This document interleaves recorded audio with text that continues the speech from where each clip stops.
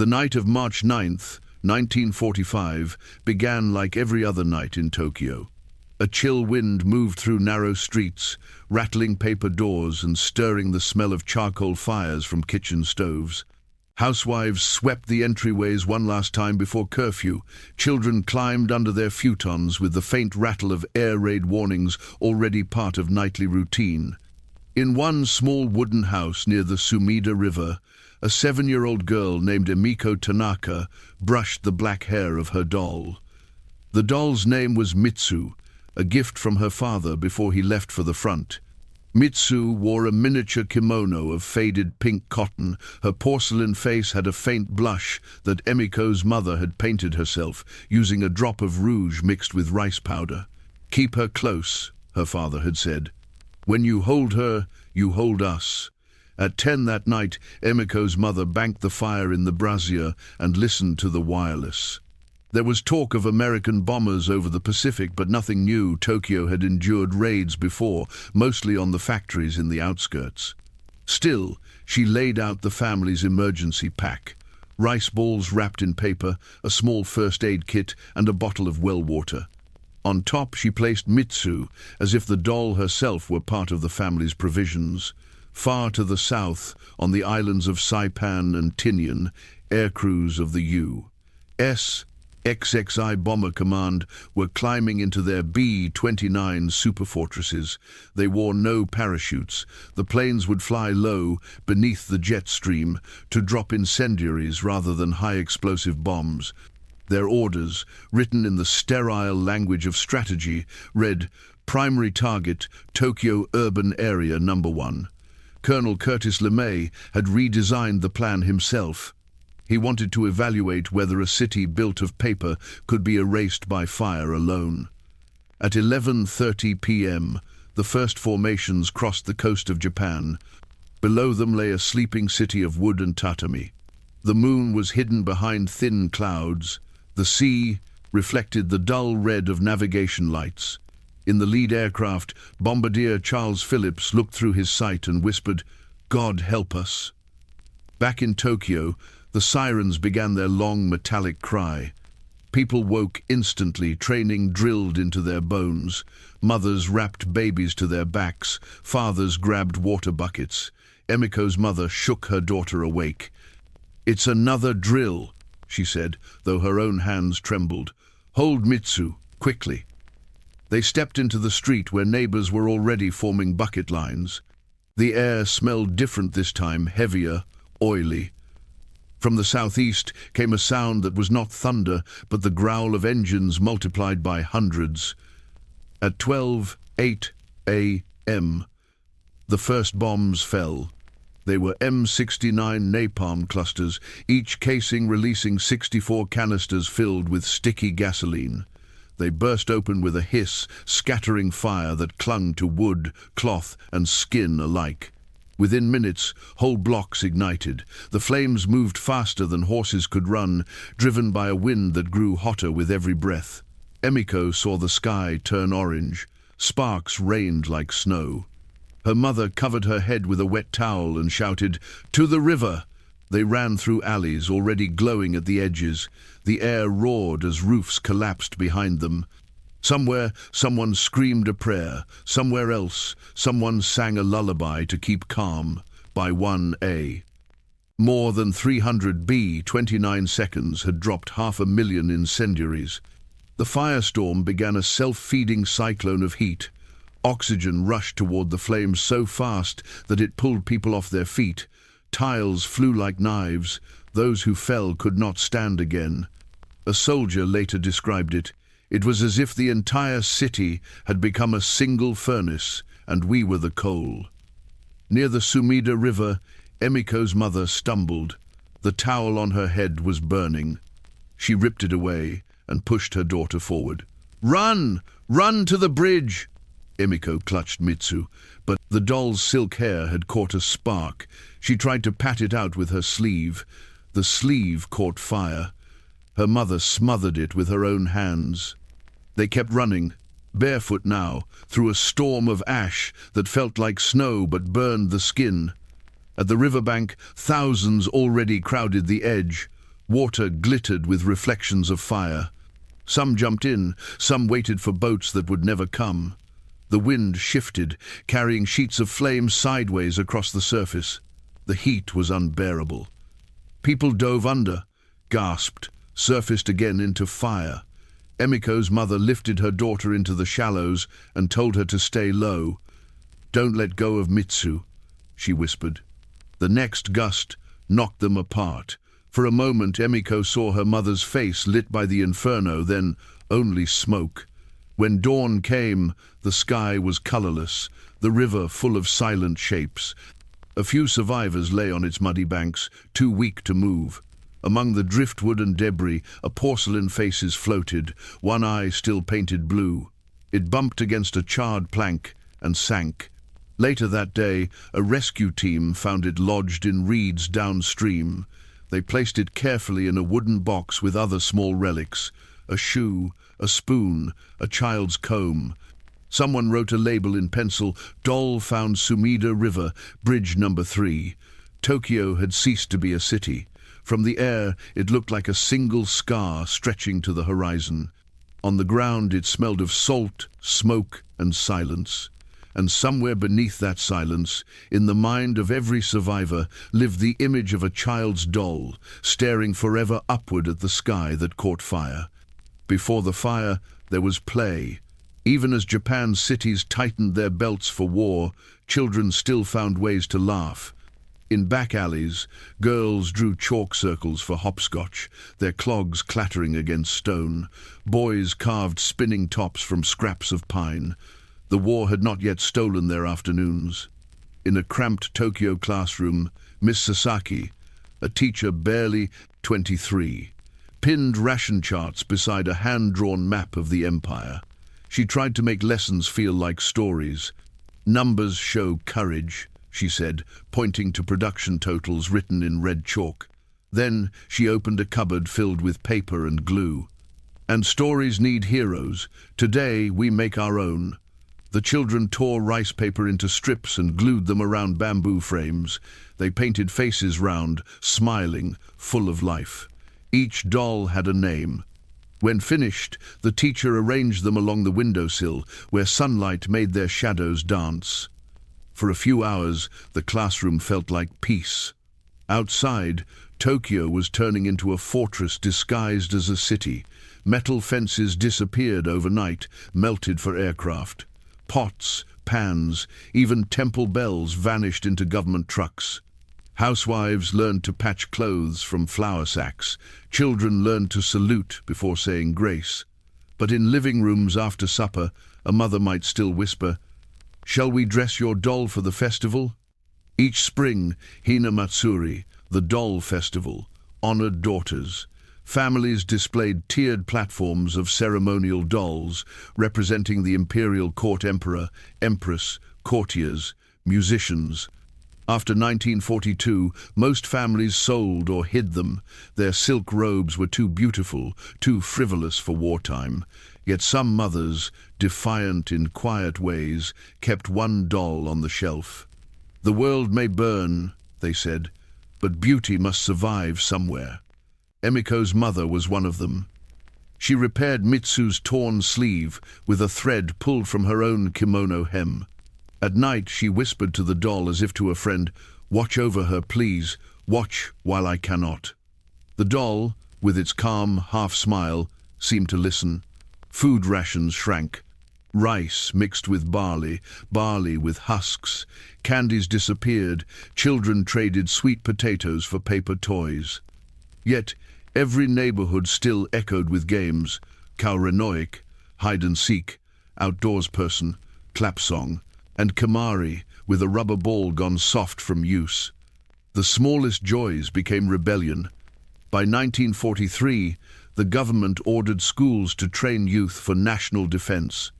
Boys learned to march, girls to roll bandages. Wooden rifles replaced chalk.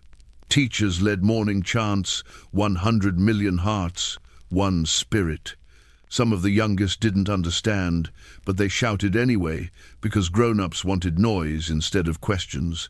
One afternoon, Miss Sasaki collected the dolls from the windowsill. "We must donate them," she told her class. "The cloth can become bandages." The room fell silent. Small hands clutched sleeves. Then a boy named Kenji asked, "If we give them away, who will watch over us?" The teacher had no answer. That night she hid 2 of the dolls behind the blackboard instead of sending them to the collection truck. Tokyo's air grew strange. The smell of fuel and dust replaced sea wind. At dusk, blackouts plunged the city into darkness so complete that people bumped into walls they'd known for years. Children learned to play in silence. Laughter carried too far. In Emiko's neighborhood, families built shallow shelters beneath their floors, dark cubbyholes where they kept water buckets, pickaxes, and treasured possessions. When sirens wailed, everyone crawled inside and waited, counting minutes. Mothers told stories to keep children calm. One favorite began, "Once upon a time, a doll dreamed she could walk." The endings changed each night depending on the mother's hope. Government broadcasts insisted the homeland was safe. Posters showed cartoon bombers defeated by heroic citizens with bamboo spears. Children copied the drawings, adding smiling suns over burning ships. They believed victory meant their fathers would come home. Then came winter 1944. Air raids struck Yokohama, Nagoya, and Kobe. Each time, rumors drifted to Tokyo like smoke. Whole districts gone, no one left to count. Yet life went on because it had to. Rice shops reopened, schools resumed. People refused to imagine that their capital could suffer the same fate. One morning, Emiko's class practiced evacuation drills. They carried their dolls as comfort items for the journey. "If real bombs come," Miss Sasaki said, "hold tight and follow your group." The children nodded solemnly, believing adults could protect them from everything except scoldings. A week later, pamphlets fluttered down from the sky. They were written in Japanese. "To the people of Tokyo, your leaders prolong a hopeless war. Leave now. The destruction will be total." The children chased the leaflets like snowflakes, laughing as they caught them. One boy folded his into a paper plane and threw it high. None of them understood the words. Their parents did, but what could they do? The trains were full, the countryside hostile to evacuees, and pride chained them to home. So, they stayed. They kept sweeping courtyards, cooking barley gruel, mending torn sleeves. Life narrowed to small circles of survival. In those circles, dolls remained silent witnesses, symbols of order amid disorder. On the evening of March 9th, Emiko combed Mitsu's hair and said, "Tomorrow, I'll make you new sleeves from Mother's old scarf." She set the doll beside her pillow and blew out the lamp. Outside, the wind carried a low hum that she mistook for distant thunder. She dreamed of kites flying over the river, of festivals, of a sky filled not with fire, but with floating lanterns. By midnight, that sky would be unrecognizable. The bombs did not fall, they blossomed. From 10,000 feet above the Pacific, Tokyo looked peaceful. In the moonlight, the bay shone like silver foil. Ships anchored in still water, city lights faint under a haze of smoke from 1,000 cooking fires. To the pilots of the B-29 superfortresses, it appeared defenseless. At exactly 08 hours, the first flare dropped a white magnesium candle hanging from a parachute to mark the target area. It drifted slowly downward, lighting the wooden maze of houses as if daylight had returned. Beneath that eerie glow, more than 300 American bombers turned in formation. Inside one aircraft, Lieutenant Robert Rhodes wiped condensation from his window. "From up here," he later said, "you could see the flames start in straight lines, like someone drawing with fire." Below him lived more than 1 million souls. Most were asleep. None had time to reach shelter. The first wave released M69 incendiary clusters, each breaking into dozens of smaller cylinders that ignited on contact. The gel inside napalm mixed with phosphorus burned hotter than 1,000 degrees. Roofs burst open as if struck by lightning. Fire leapt from one street to the next, then the next, until the entire eastern half of the city was an ocean of orange. Wind joined the fire, fanning it into a storm. The air itself seemed alive, rushing toward the canter of heat. Scientists would later call it a firestorm, a phenomenon where rising heat pulls in fresh oxygen at hurricane speed. Civilians had no word for it. They only felt the breath being stolen from their lungs. On the ground, Emiko and her mother were among the thousands running toward the Sumida River. Ash fell like snowflakes that burned holes through clothes. The wooden sandals on Emiko's feet split from heat. She ran barefoot, holding Mitsu tight. The doll's silk hair smoldered, and Emiko tried to pat it out, crying because she thought she had hurt her toy. Her mother's voice was hoarse. "Don't stop! Don't look back!" But curiosity betrayed them.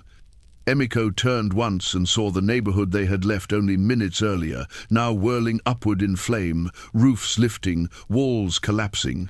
She would never forget that sight, the moment her world became color. Firefighting teams tried to stand their ground. They carried brooms dipped in water, buckets, even wet futons, believing discipline could fight chemistry. But when the air reached 700 degrees, water boiled in the pails. The men collapsed where they stood. At 1:30 a.m., witnesses described the sound as a roar without pause. Birds dropped from the sky. People dived into wells and never came up. Mothers shielded babies beneath them, bodies turning to silhouettes on the pavement. Somewhere near bridge number 3, Emiko's mother saw a crowd pushing toward the riverbank. Flames raced ahead of them. She wrapped her arms around the girl and jumped into the shallow water. The surface steamed. Napalm patches floated like islands of fire. People tried to hide beneath the current, rising only to breathe smoke. The river that once reflected festival lanterns now mirrored a furnace. American crews circled back to drop second and third waves. They saw nothing of the chaos below, only glowing grids. In the cockpit of one plane, a radio operator murmured a prayer. Another wrote in his logbook, "Visibility excellent, entire city on fire." By 3 o'clock, the heat column reached a mile high. Winds exceeding 100 miles per hour tore roofs from the few buildings still standing. Windows melted. Asphalt ran like syrup. Survivors later said they could tell direction only by sound. Toward the roar was death, away from it was more death. At 4 a.m., the bombing ended. The aircraft turned south toward Guam, their engines fading into distance. But Tokyo was still burning. Smoke rose in a single pillar, visible from 60 miles away. When the first rays of dawn touched the city, there were no bells, no traffic, no birds, only the crackle of cooling wood. The streets had vanished, replaced by black plains broken by chimneys and twisted rails. The imperial palace stood intact, its gardens spared by luck, but the working-class districts that surrounded it were gone. Rescue squads began arriving around 7. They wore wet cloths over their faces and carried long bamboo poles. The ground was still too hot to touch. Every few steps they found what they called the shapes bodies reduced to shadows. They counted until counting made no sense. Under a half-collapsed bridge, a firefighter named Kenji Matsuda saw something small among the debris. He knelt and brushed away ash. A porcelain face looked back at him, half blackened, one eye intact. He placed it in a wooden box, along with a melted kettle and a school badge. Later he would say, "It looked as if it were waiting to be picked up." By noon, the fires had consumed everything combustible. Rain began to fall, sooty, acidic rain that left black streaks on survivors' skin. It hissed when it touched embers. People looked upward for the first time in hours. The sky was colorless, the clouds stained brown. A few thought it was mercy. Others thought it was the heavens weeping. That night, official broadcasts announced considerable damage to the capital. The real number 100,000 dead would not be spoken aloud for months. Among the uncounted was a small girl named Emiko Tanaka, age 7, and a doll whose unblinking eye would outlive her. Morning arrived without birdsong. The light that crept across Tokyo on March 10th revealed a world no one recognized. The smoke that had hidden the stars now settled into the streets, curling around blackened beams like ghosts reluctant to leave. From the imperial palace walls, the emperor's guards looked out upon a flat horizon. No rooftops, no temple towers, no streets. Only ash. The city had burned for 8 hours straight. When the wind finally died, everything living had already stopped moving. Even the air seemed stunned. No dogs barked, no bells rang. The silence was worse than the roar had been. By mid-morning, survivors began to crawl from the riverbanks and shelters. Their clothes hung in ribbons, their hair stiff with soot.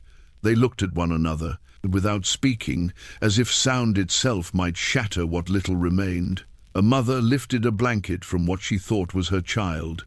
It was only a pile of stones that had kept warm through the night. Men from the Tokyo Metropolitan Police and volunteer fire brigades began their search. They carried bamboo poles, masks of damp gauze, and notebooks for tallying losses. No one dared use numbers, they wrote instead. District lost. All. A police officer named Kenji Matsuda had not slept in 30 hours. His wife and son were missing in another ward, but orders were orders: record the dead, recover the living. He and his team moved block by block, poking the ash ahead of them to evaluate for heat. Once, he stepped through what had been a floor and sank knee-deep into embers still alive beneath the crust. The smell was beyond description: oil, hair, tatami, meat, rain. People would remember it for decades, and door that reappeared whenever they saw smoke. It clung to their skin, no matter how many baths they took. Around noon, Kenji's group reached the Sumida River Bridge No. 3. The bridge itself still stood, though warped by heat. Beneath it, the water was choked with wreckage: wooden beams, cooking pots, sandals, and bodies pressed together so tightly that the current could no longer move them. Kenji wrote in his notebook, "The river is full." Then he saw something small lodged between two stones near the riverbank, a smooth curve, white amid the soot. He bent down, brushed it gently, and found a porcelain face. It was cracked, blackened along one cheek, but one painted eye remained clear. The doll's body was gone, burned to dust. Only the head survived. He turned it over in his gloved hand and whispered, "You poor child." Then he placed it in a small wooden box, along with other items they had found. A melted kettle, a teacup fused to its saucer, a school badge, and a ring that had welded itself to a coin. He labeled the box in pencil: "Objects, recovered, East Sumida Ward." It would be one of hundreds delivered that week to the temporary morgue near Ueno. At the morgue, volunteers sorted the boxes. Some families came to claim remains. Most never found what they were looking for. One woman fainted when she recognized her husband's glasses by the bend of the frame. Another carried away a charred sandal in silence, saying it felt like his. No one claimed the doll. By afternoon, the rain began, black, oily rain that hissed where it touched hot bricks. It ran down faces, streaking the soot like tears. The smell of burned flesh grew stronger. Many mistook it for cooking because the human mind could not accept what it knew. Doctors set up tents for the injured, but there were few patients left alive to treat. They poured saline into eyes burned by smoke, wrapped hands that would never hold again. One nurse wrote later, "We ran out of gauze. We tore our own clothes for bandages. The skin came off with the fabric." At sunset, a priest walked through the ruins ringing a small bell for the dead. Its faint chime sounded like forgiveness. People followed him without knowing why. They carried incense, bits of food, and photographs. Someone began to chant the Heart Sutra. Voices joined one by one until the air filled with sound again, not of machines or fire, but of grief. That night, the emperor's radio address spoke only of resilience. Newspapers printed phrases like "enemy attack repelled" and "spirit of the nation unbroken." But those who had seen the ruins knew otherwise. The spirit had not broken, it had evaporated. It hung in the smoke that still drifted toward the bay. In a storage tent by the river, the box with the doll remained. Kenji passed it on his way out and paused. He opened the lid once more. The porcelain eye reflected the lamplight like a tiny moon. He thought of his own son, who had once carried a toy boat to the river on New Year's Day. He wondered whether the boy was still alive somewhere beneath the same sky. He closed the box and whispered, "Rest here, little one. Someone will remember." Outside, the wind had turned cold. Tokyo lay in darkness again, but it was a different kind of night, a night emptied of shape, a night that would never end. Even the stars seemed hesitant to shine over so much ash. And somewhere within that darkness, a small object waited, unclaimed and silent, a doll's face with one eye still open, staring at the ceiling of a sky that had burned away. After Tokyo, the sky kept burning. In the weeks following the destruction of the capital, American commanders studied reconnaissance photographs with satisfaction. From high altitude, Tokyo resembled a black fingerprint smudged across the Kanto plain. General Curtis LeMay, his cigar clenched between his teeth, declared the mission a success of method. He ordered his crews to repeat it city after city, flame after flame. On March 11th, the bombers returned, this time over Nagoya. 2 days later, Osaka. Then Kobe, Yokohama, Toyama, Numazu, Utsunomiya, Shizuoka, Oita Kure, names that had once meant commerce, culture, or quiet harbor towns, now entered war logs beside the single word, destroyed. By summer, more than 60 Japanese cities lay in ruin. Each night, the pattern repeated. First, the white flares marking targets, then the clusters blooming like fiery flowers. On the ground, people recognized the sound instantly, a low hum swelling into thunder. They carried water buckets out of habit, but most never reached the door. In Osaka, an elementary school serving as a shelter collapsed when the firestorm's vacuum pulled the roof inward. The children had been told to lie flat, covering their heads with straw mats. They were found days later, perfectly lined in rows as they had been taught. In Kobe, a factory district turned to molten glass. The local newspaper office printed its last edition on a hand press. The ink thinned with tears. It carried a single sentence on the front page. The wind itself was fire. In Yokohama, fishers returning at dawn saw their shoreline vanish beneath smoke. One survivor said it looked like a sunrise that never ended. For the American crews, each raid blurred into the next. They flew long hours over black seas, dropped fire, and returned to the metallic smell of aviation fuel and fried rations. They spoke little about what they'd seen or what they'd imagined. "We were told," one navigator later said, "that burning cities would shorten the war."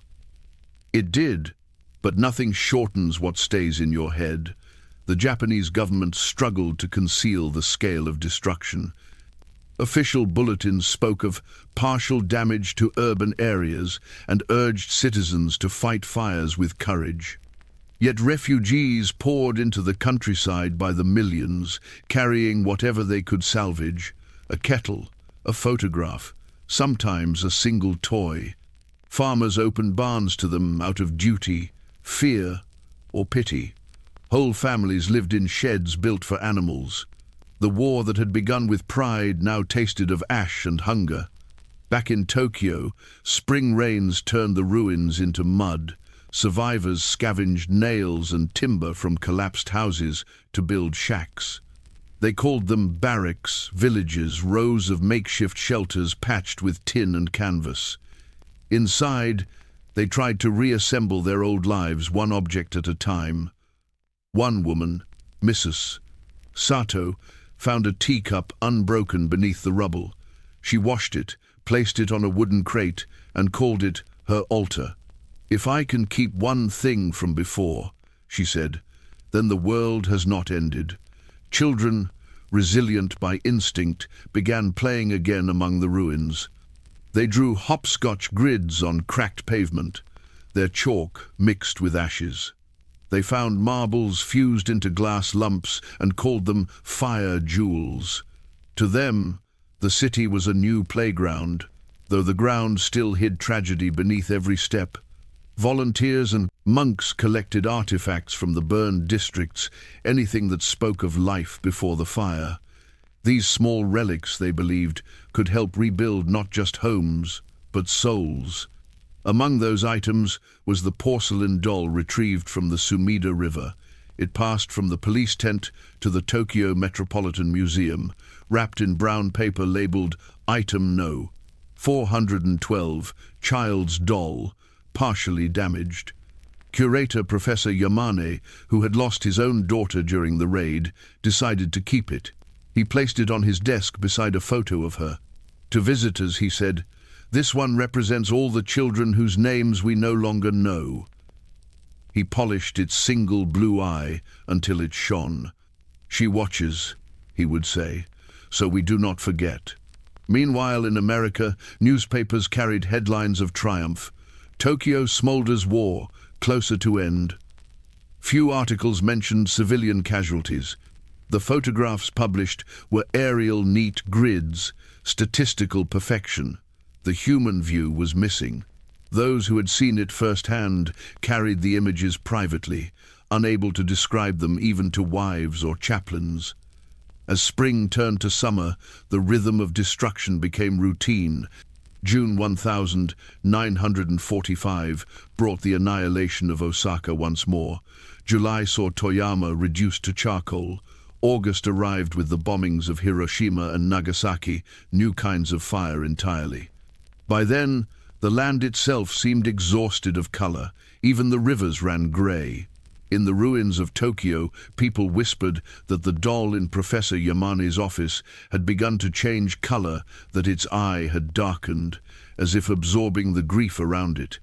Of course, it was only dust settling in the cracks of the glaze, but the rumor comforted them. It meant the child it had belonged to was still present somehow, keeping watch.